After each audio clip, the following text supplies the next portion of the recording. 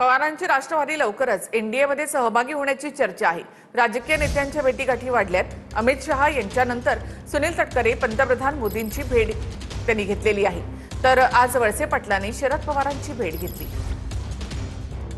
पवारांची राष्ट्रवादी लवकरच एनडीएमध्ये जाण्याची चर्चा असतानाच राजकीय नेत्यांच्या भेटीगाठी वाढलेल्या आहेत। तटकरेंनी आधी अमित शहा त्यानंतर मोदींची भेट घेतली। दुसरीकडे वळसे पाटील शरद पवारांच्या भेटीसाठी गेले होते।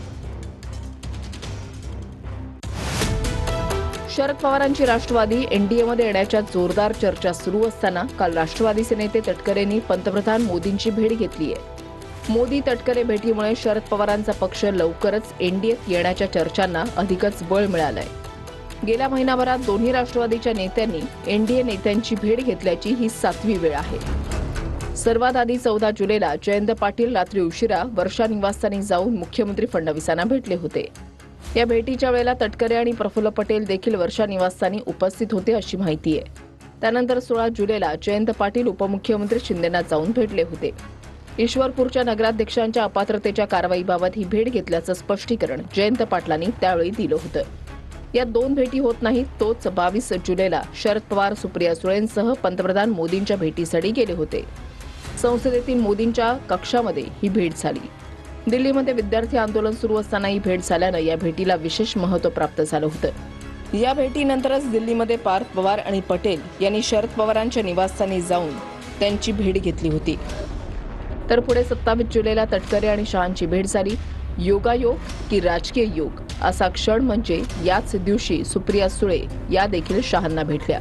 सुप्रिया सुळेंसह खासदार बजरंग सोनवणेही या भेटीवेळी उपस्थित होते। त्यानंतर 28 जुलैला म्हणजे काल रात्री उशिरा तटकरे थेट मोदींच्या भेटीसाठी पोहोचले। या 7 भेटींमुळे पवारांची राष्ट्रवादी कधीही एनडीएमध्ये जाण्याची घोषणा करू शकते अशी चर्चा आहे। मात्र एनडीएमध्ये येण्याआधी दोन्ही राष्ट्रवादी विलीन होणार का याबाबत अजूनही स्पष्टता नाही। विलीनीकरणाचा संबंध नाही असं पवारांनी काल एका वाक्यात उत्तर दिलंय। खरं तर दोन्ही राष्ट्रवादी एकत्र येण्यासंदर्भात पुन्हा एकदा चर्चा घडू लागलेल्या आहेत। त्या संदर्भात दोन्ही राष्ट्रवादीचे नेते थेट बोलणं टाळत असले तरी एनडीएच्या नेत्यांसोबत होणाऱ्या या भेटीगाठींमुळे चर्चांना मात्र बळ मिळतंय।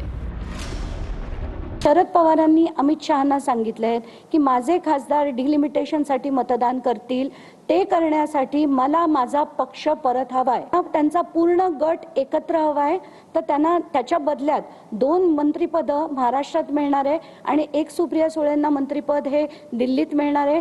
इथपर्यंत सगळं झालेलं आहे। भाजप त्यांना एकत्र आणून मग एनडीएत विलीन करेल असं आत्ताचं चित्र आहे, कारण त्यांना खासदार हवेत आणि ते खासदार त्यांना या डिलिमिटेशन बिलच्या आधी हवेत। मोदी साहेब हे देशाचे नेते, देशाचे पंतप्रधान आहेत, त्यामुळे त्यांच्याकडून निश्चित प्रकारे त्यांच्या विभागाकडे असेल किंवा राज्यासाठी काय त्यांना आणायचं असेल किंवा बाकीच्या गोष्टी असतील, मोदी साहेब शेवटी आमच्या महायुतीचे प्रमुख आहेत, त्यामुळे त्यांना तो तेवढा अधिकार आहे मोदी साहेबांना, आणि अध्यक्ष म्हणून त्यांना पण तेवढा अधिकार आहे।